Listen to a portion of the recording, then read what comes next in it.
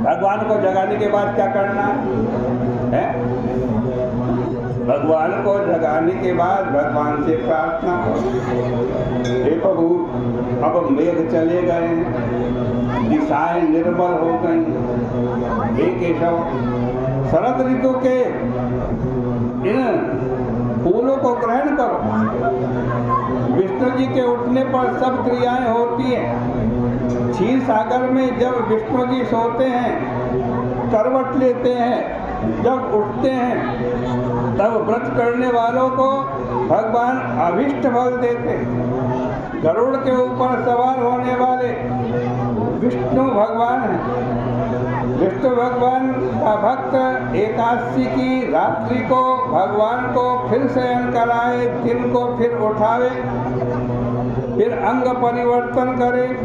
जब एकादशी बीत जावे तो दूसरे दिन उबटन करे, फिर पंचामृत से स्नान करावे, गोरोचन का तिलक लगावे, आभूषण वस्त्र पहनाकर फूल तथा कुमकुम से पूजन करे, धूप दीप नैवेद्य खीर से हवन करे। इस प्रकार पूजन करके ब्राह्मणों को भोजन करावे। वस्त्र आभूषण रत्न कुमकुम फल पुष्प गौ घोड़ा दक्षिणा ये सब ब्राह्मणों को देवे। चातुर्मास के नियम की समाप्ति कर ब्राह्मणों को दक्षिणा देवे, विसर्जन करे, फिर भोजन करे।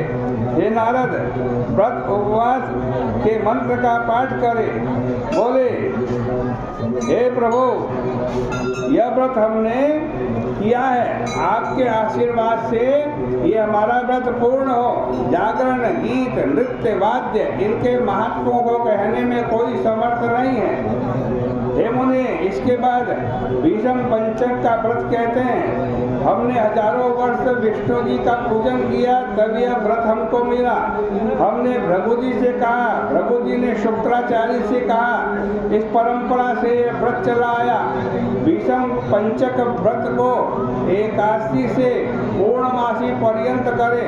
व्रत करने वाला विधान से स्नान करे, देव ऋषि पितरों का तर्पण करे, धोलावा वस्त्र पहने, मौन रहकर इंद्रियों को जीत करके विष्णु भगवान का पूजन करे, पृथ्वी पर सोवे, 5 दिन अखंड बत्ती जलावे, ओम नमो भगवते वासुदेवाय इस मंत्र से 108 बार जप करे।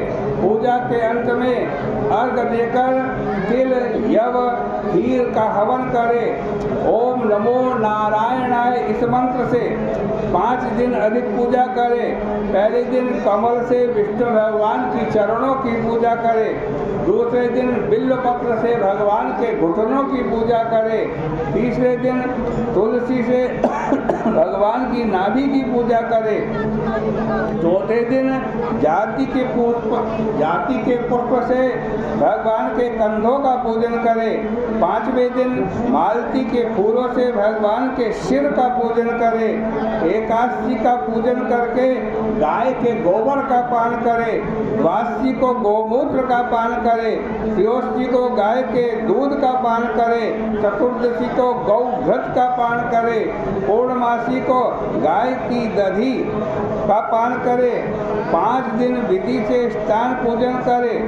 एकादशी के दिन स्वर्ण दान करे, द्वादशी को घी का दान करे, त्रयोदशी को गौ दान करे, चतुर्दशी को घी खीर और पूर्णिमा को सफेद काले तिल और अन्न का दान करे।